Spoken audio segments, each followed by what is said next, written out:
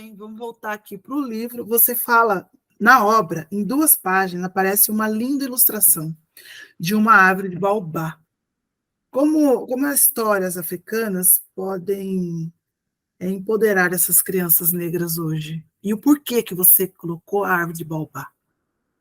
Sim, nas 2 primeiras, não, nas 3 primeiras obras, eu escolhi as ilustradoras pelo traço.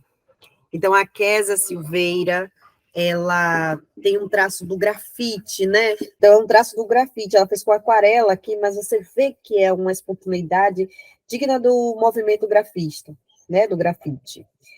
E no Makeba vai à escola, já entrou uma parte mais técnica e tal, mas ainda assim, os contornos da personagem, né? E das demais, da história, é também uma referência à expressão do grafite. Porque ela é grafiteira, ela também é uma mulher negra, da periferia de Salvador, que também é professora da área de letras, mas a paixão artística dela é o grafite, então ela trouxe isso para a cena. Isso foi muito, para mim, demonstra muito da infância, né? Um desenho de infância, esse traço livre, ser muito certinho, redondinho, unificado. E isso conquistou muitos leitores. Aí, quando foi para Tundê, eu já conversei com a Salamanda, que também é outra artista negra baiana, onde ela trabalha muito com esses traços que parece que o boneco é feito de madeira. E eu queria que o Tundê se assemelhasse a uma escultura de madeira, porque é outro lugar também de nossa mobilização cultural, artística, nossa produção de arte, de conhecimento. Esse Tundê veio assim, parece que ele é todo esculpido, todos os personagens são assim. É um traço específico da Salamandra e apaixonante, inclusive, que faz a gente se identificar, cria uma empatia, né, com o desenho. E já esse, eu trouxe a Fernanda Rodrigues, que na verdade foi uma indicação da editora, que também é uma mulher negra, daí da região sudeste, e a nossa querida Fernanda, eu queria, assim, um traço que lembrasse aquela coisa vaga da memória, então não é um traço com muitas especificidades no recorte dos lugares do rosto, do corpo, é como se fosse aquela coisa meio embaçada da nossa memória, e isso foi legal, porque ela, de fato, faz uma arte nesse estilo, sem estereotipar, sem deixar essa figura sem um rosto, que é outra característica muito forte dessa obra. Então, eu ativo o sensorial de ouvir o riscado fósforo na caixa, essa sensação do fuxico na nossa pele atritando, também o cheiro da comida, né, do bolo feito pela tia, do feijão feito pela avó, do angu. Então, a gente vai ativando esse olfato, e da musicalidade, né, que há durante a trama, as capoeiras, então inspira também não só as escolas, como as famílias lembrar as ladainhas, as cantigas, puxar isso. Então, é um livro para ativar o sensorial, e o baobá é no lugar da visão também. Então, é isso, o baobá, porque eu entendo essa episteme do baobá, esse lugar do encontro, do receptáculo de nossas memórias. O baobá é isso. E mesmo que seja uma memória mitológica, ficcionada, né? Como tem várias referências de mito, os espíritos que morreram estão dentro do baobá, eu trago isso no Tundê.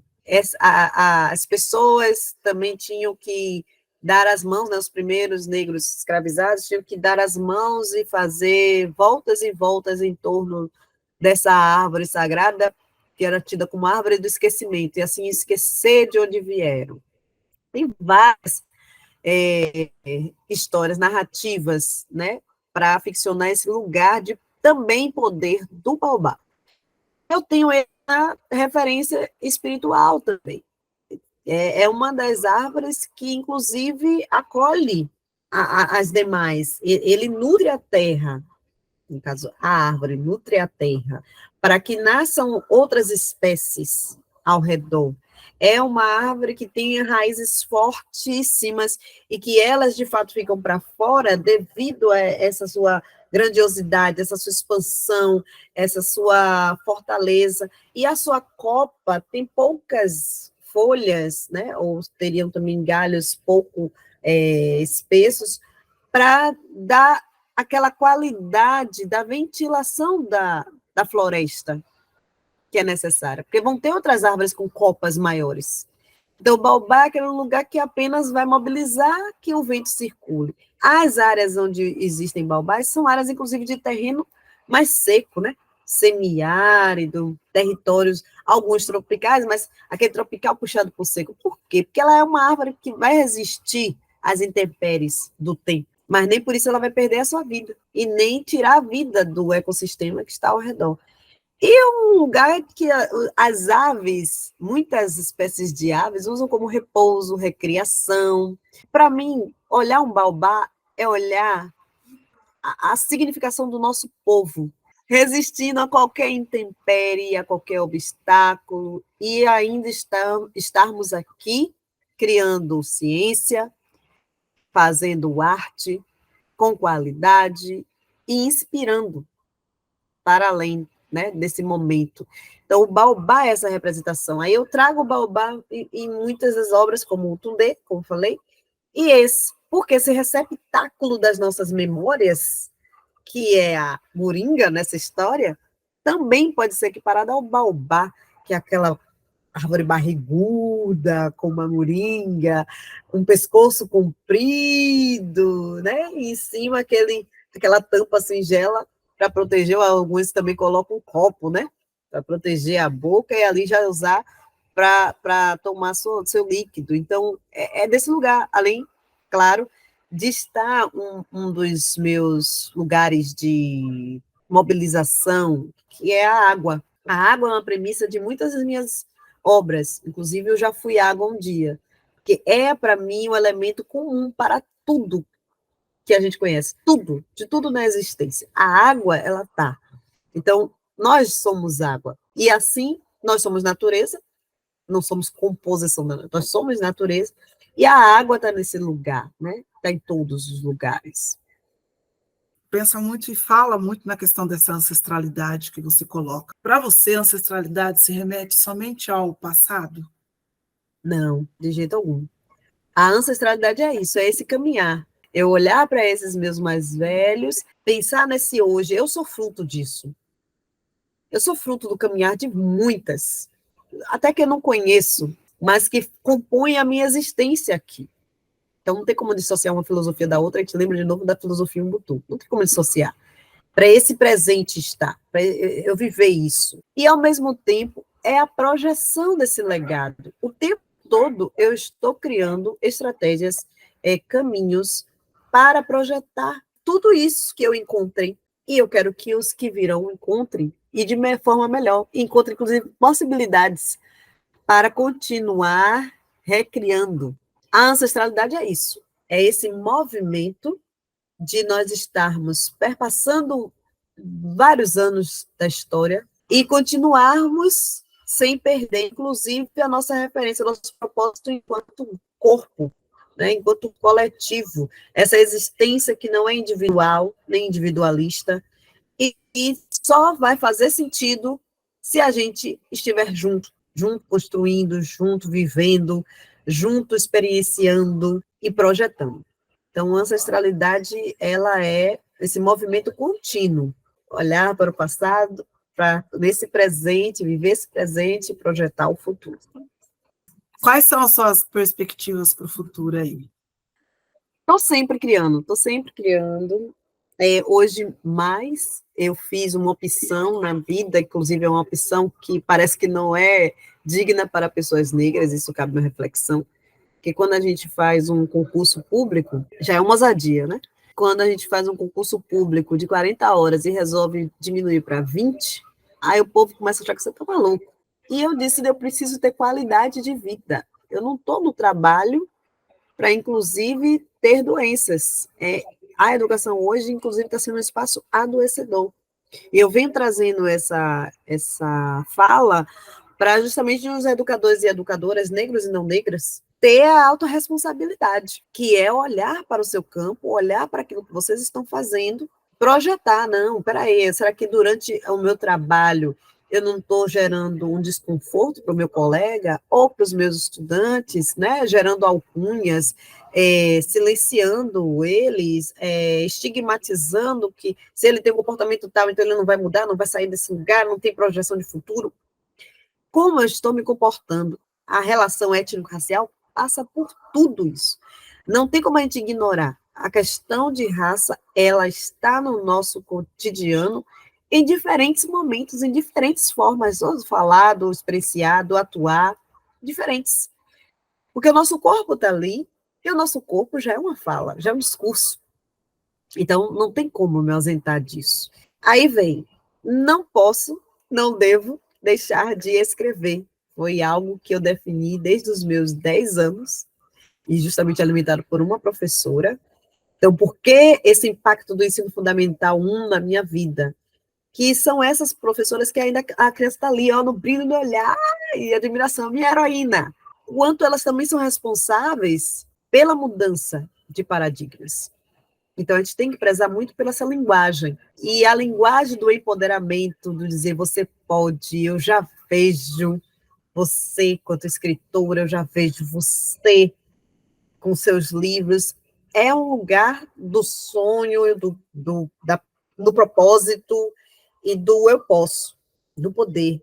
E foi nesse lugar que essa professora negra, Joseane Conceição, me colocou, e minha família abraçou, porque ela me leu. Então, desse lugar é que eu hoje, não só enquanto educadora, mas enquanto mãe, enquanto professora, ou enquanto escritora, falo que é escrever para as crianças, mas é claro que essa literatura não é só para elas, é para todas nós, de todas as idades, que literatura é isso. E eu já, sim, já criei algumas histórias esse ano para o infantil, estou vendo aí com algumas editoras, porque não é porque eu sou a CEO da Erejinga Educação, que é uma editora que publica pessoas negras, né, autorias negras, que com protagonismo negro, afirmativo, não é por isso que eu só vou publicar na minha. Acho que a gente tem, sim, uma responsabilidade de ocupar vários espaços, porque a Erejinha Educação ainda não ocupa muitos. Então, eu posso, sim, publicar pela Companhia das Letras, que já tem um alcance, uma distribuição, uma forma de chegar nas escolas, de muita vantagem, inclusive, perante outras editoras nacionais, e com outras editoras que estão aí voltadas para também o público não, as autorias negras. Então, é minha praça, né? Eu tenho tentado esses tentáculos, mas, claro, estou aí num projeto pessoal de publicação de um livro de poemas 2. Mas você não falou do seu lançamento, Literatura e Contemporaneidade. Então, esse livro, que tem sido um xodozinho, que é a Literatura e Contemporaneidade, Estudos em Literatura Afro-Brasileira e Africana no Brasil, foi uma organização minha com o colega mestre Ailton Pereira, ele também é daqui da Bahia, e pela editora Schreiben, que é do sul do país. Então, a gente abraça o Brasil inteiro, né? E a gente jogou um chamamento público nas redes sociais e nas listas, né, de WhatsApp, quem quisesse publicar nesse campo da literatura atual, né, contemporânea, desses últimos 20 anos, por exemplo, que é a atuação da 10.639, para justamente sabermos como está a cena falando sobre literatura africana, afro-brasileira nas nossas escolas ou nas nossas pesquisas. E surgiram trabalhos lindos, como a própria Ananda, eu gosto de falar da Ananda, porque a Ananda Ferreira, também conhecida como Ananda Luz, ela é a atual curadora da exposição Caringana, em São Paulo, no Sesc Bom Retiro, que traz ilustrações de ilustradores, né, negros e negras de todo o Brasil. Todas as literaturas de autoria negra que tem as ilustrações de autores negros, no caso, ilustradores negros e negras, estão lá nessa exposição Caringana, está muito linda, desejo que todo mundo tenha acesso, vá, veja, e é desse lugar, da autoria negra, não só na escrita do texto, mas também na ilustração, que muito nos representa, inclusive para aqueles que ainda não têm o letramento escolar, né, alfabético. Nessa exposição tem uma obra que eles entregam para você. É um catálogo, tem 47 ilustradores. Né, com a apresentação da Valdete Tristão, curadoria de muitos ilustradores, inclusive do Rogério Trindade, que faz muitos livros com a Kilsan de Oliveira, né, que é a nossa mestra da Aline Beijo, que é outra teoria que ela traz, falando dessa literatura do encantamento infantil e infanto-juvenil, negro brasileiro.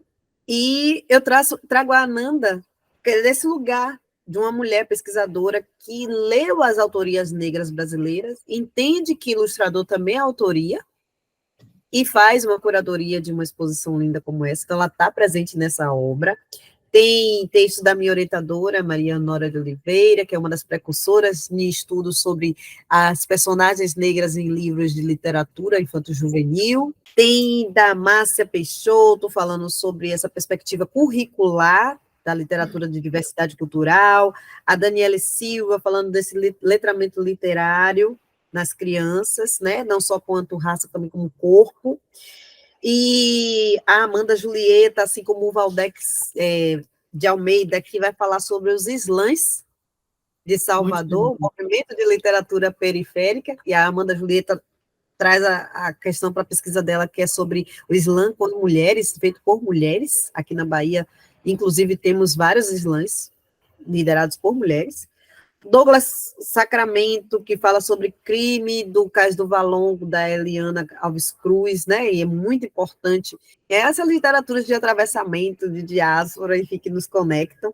E já pensando no corpo nosso basilar também de literatura negra no Brasil, que é o Lima Barreto, tem uma análise feita pela Silvana Mansano, da sua literatura. Então, há um olhar de hoje sobre essa literatura que basilou muitos dos nossos autores negros e negras no Brasil, que é a literatura de Lima Barreto. E, por fim, não menos importante, que é um artigo do Ailton Pereira, falando sobre a literatura pós-colonial do fundo do canto, que é de um autor africano. Então, a gente está tá mastigando isso aqui, está sendo muito bem recebido no Brasil, as pessoas estão adquirindo, eu estou enviando pelo correio, e ao mesmo tempo também tem formato e-book, então acessar o site da editora Schreiben. Essa é a segunda obra que eu organizo, né? A primeira foi que Outras Carolinas, Mulherio das Letras, junto com outras duas mulheres, que foi a Ana Jara Tavares e a Lia Sena, ambas baianas, e fala desse lugar das mulheres produzindo um cenário literário potente, e aí que são mulheres também do Brasil inteiro, mas teve um corpo muito grande de mulheres da Bahia, inclusive que estavam publicando pela primeira vez, porque foi uma publicação muito acessível na questão do custo para a publicação. Publicar em antologia é gostoso, é legal, mas às vezes é difícil para você pagar, adquirir e levar sua obra para casa, né? Então, essa foi uma obra pioneira de 2017, que a gente publicou pela editora Penalux, que foi a mesma que publicou o Já Fui Água um Dia. Essa obra sua é de 2023. Essa última de literatura e contemporaneidade. E essa Outras Carolinas é de 2017, é uma obra poética, de diferentes autoras, né? Nós apenas organizamos.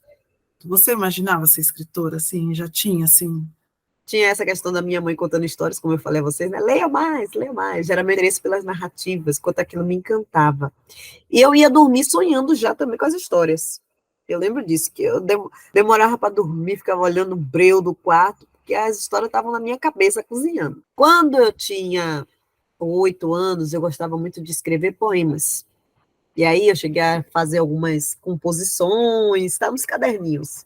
Não me aventuro lançar, não, por enquanto. Mas aí eu fui gerando composições e poemas, dava alguns de presente. E quando foi com 10 anos, 10 para 11 anos, foi aí que essa professora falou dessa minha veia, da possibilidade de ser escritora, porque eu escrevia contos, microcontos, com personagens. Alguns eram fábulas, outros eram com personagens humanos, mas, claro, já imaginando a adolescência, né? Então, ela conseguiu ver ali um senso de responsabilidade minha com essa escrita, né? E com o propósito de público também, e me incentivou. Aí eu não parei mais. Todo ano eu escrevia num caderninho que manhã deixasse assim, livre para mim. Todo ano eu tinha que escrever uma história, comprida, né? Uma narrativa longa.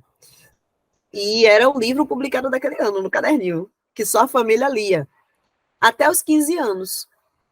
Então, acho que nesse lugar, dos 10 até os 15, sim, eu dizia, eu quero ser escritora. E queria ser professora também. Mas aí, quando chegou justamente aos 16, aí começa o aperto de mente. Você tem que escolher uma profissão, vestibular para escritor não tem.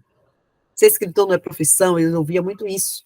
E era anos já beirando anos 2000, já era 2000. Isso me entristecia, porque eu gostava tanto de escrever, por que isso não pode ser profissão? O Maurício de Souza vive disso, não é profissão? A Cecília Meirelles, muito contemplada, honrada, premiada, viveu disso, não é profissão. Então eu questionava esse lugar, mas ao mesmo tempo não tinha uma voz, não tinham pessoas que abraçassem isso, né? Porque naquela época isso não era coisa de criança nem de adolescente. Hoje não, hoje a gente já luta por esse lugar, das crianças e adolescentes publicarem suas histórias, serem reconhecidos como escritores mirins. E meu filho já está também nesse lugar do espelhamento. Então ele viu a mãe publicando, contando história, e aí ele se sentiu motivado. Aí eu, enquanto editora, fiz o quê? Publiquei meu filho, animais de estimação, ilustrações dele. Ele ama desenhar. A gente faz exposição em casa, tem parede só para botar os quadros dele. Aí, na escola, foi esse segundo lugar. De novo, a relevância da escola. Então, a escola começou a fazer projetos que tem quadros. Então, você primeiro trabalha um artista e o conceito da obra daquele artista. Depois coloca a criança para fazer uma releitura. Ali ela está experimentando. E meu filho adora essa parte. A outra questão é um projeto de empreendedorismo, que foi daí que nasceu o Animais de Estimação. Então, meu filho, ele... O que é que eu vou vender nesse empreendedorismo? Eu sei fazer história. Então, bom, bora fazer um livrinho. E aí, nesse livro, a gente vendeu a R$ 1 no lançamento. Depois a gente vendeu a 2, porque o povo já estava querendo, o povo da internet estava querendo o livrinho. E aí, quando eu vi que pegou, eu fiz, não, vamos publicar agora no formato mercadológico, porque a galera quer o livro. Então, em 2023, que foi no início desse ano, a gente lançou Animais de Estimação. Então, meu filho é um menino de 8 anos, que já sabe o que é ser escritor, já é contemplado nesse lugar, já dá palestras falando sobre a importância da leitura desde pequeno, enquanto isso faz a cabeça dele ter várias ideias, pensar em várias coisas para criar. Ele cria bonecos de papel, e ele se sente protagonista nisso, ele é capaz de fazer isso. É um outro cenário. Então, é o empoderamento das nossas crianças naquilo que a gente vê de potência nelas. Ele dá dicas literárias desde os 5 anos, porque eu tenho uma casa com uma prateleira só de livros infantis e infanto-juvenis, muitos de autoria negra. E aí ele escolhe, ele tem as obras preferidas dele, então tem vídeo aí de quando ele tinha 5 anos, ele mesmo botando o vídeo para gravar, mostrando as obras que ele tem em casa. Ele aprendeu a ler e escrever com provérbios africanos, porque a gente começou em casa. A gente vai fazer o quê com a criança? Então, além das tarefas que a escola mandava, a gente começou a ler os provérbios. Além de interpretar junto, ele foi começando a soletrar. De letra, depois soletrar as letrinhas juntando as sílabas, depois as palavras. E aí o meu esposo, que é ator de formação, começou a fazer vídeos com ele, mensagens do rei, que é desse lugar do menino, né, rei, todo empoderado, vestido com tecidos africanos e tal. E aí é desse lugar do menino que aprendeu com provérbios africanos. Isso é muito empoderador. Do menino que se viu num lugar, inclusive, de autoria ali, né? De artista, eu estou fazendo, eu estou enunciando. E as pessoas começavam a dar feedback, pô, massa, que bom conhecer esse provérbio, poxa, é o provérbio do meu dia. E é do lugar, do espelhamento das nossas crianças, que elas são também produtoras de conhecimento. E a sociedade ocidental, francocêntrica, fez a gente sempre vê-las como um ser menor. Não, eles estão aprendendo, é esponja. A gente só tem que ensinar eles. Não, a gente aprende com eles. E a tecnologia traz isso para a gente, né? A gente poder conhecer as pessoas, como elas são, como que elas pensam. Isso aqui é um reencontro, né? É que a gente, na perspectiva afrocêntrica, fala. Isso aqui é um reencontro que a ancestralidade está provocando, né? A gente retomando os nossos, né, a proximidade com os nossos. Nós fomos colocados em estado de diáspora. A Maafa fez isso. Então, isso aqui é um reencontro. E que realmente as palavras, eu não comecei falando isso, mas eu sempre desejo que a ancestralidade adoce as minhas palavras e provoque bons sentimentos nas pessoas que ouvi-las. Porque é isso, a gente jogar essa energia para o universo, né? A energia do carinhar, justamente pensar positivo na nossa existência, no porquê que a gente está aqui construindo isso. Então, não é falácia, não é um momento só de discursar, né, de perspectivas prontas, não.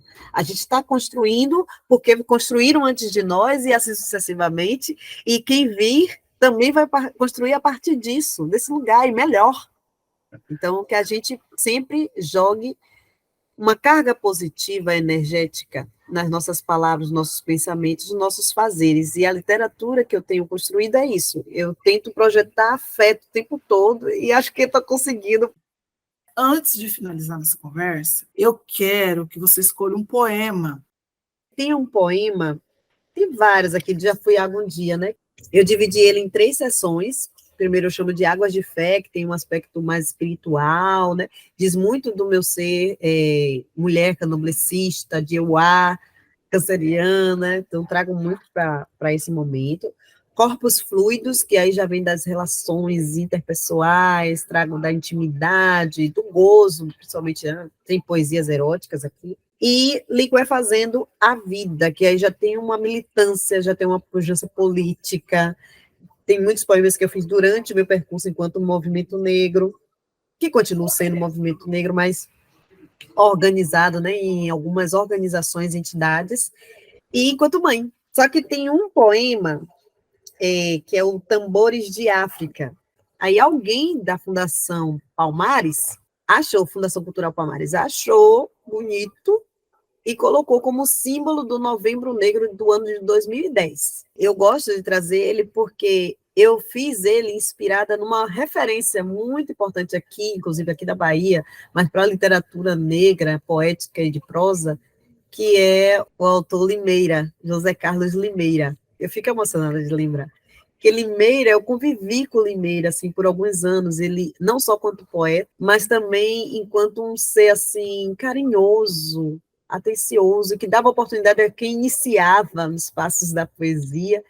E ele era mestre de cerimônia da UNEB, da Universidade do Estado da Bahia, a qual era graduanda. E aquele homem já tinha feito umas 3 graduações, já tinha girado o mundo, já tinha publicado 3 livros, mas estava ali humilde, compartilhando comigo os seus saberes. Aí, depois que ele fazia alguma apresentação enquanto mestre de cerimônia, ele me dava um momento de falar, de conversar sobre literatura, fora dali do espaço acadêmico, a gente se encontrava nos movimentos poéticos, nos saraus, e ele conversava, queria saber sobre você, suas produções. Então, Limeira foi esse cara que alimentou muito o início da minha vida poética, assim como Landeu Naualê, que é meu pai literário, que é também um filho poeta de José Carlos Limeira, né? Também aprendeu muito com ele.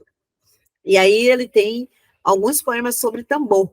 E inspirado nele eu fiz esse. Então, vamos lá, Tambores de África. Tambores de África, tambores ancestrais, tambores que acompanharam nossa trajetória pelos mares, pelos lares, pelos terreiros do nosso país.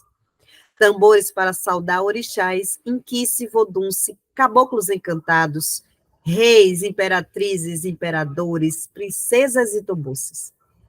Tambores para homenagear Ialorixá, Babalorixá, Rumbuna, Nengua, Dones, Momba, Ogã, Equede, Macota e Ajuí. Tambores para contar lendas da África, falando da água, dos rios, dos mares, do vento, do fogo, do raio, do trovão, da lama, da terra e das matas. Tambores para acompanhar ritmos, o movimento da capoeira e do maculelê, do samba de roda, dos reisados, das festas do divino, do boi de encantado, do bumba meu boi, que bumba meu coração, que é diáspora, que é paixão, que é mulher negra. Fico muito feliz de poder conversar com você. Eu que agradeço, um papo tranquilo, saudável. Nossa, mediação maravilhosa. Muito obrigada pelas perguntas também, super inteligentes.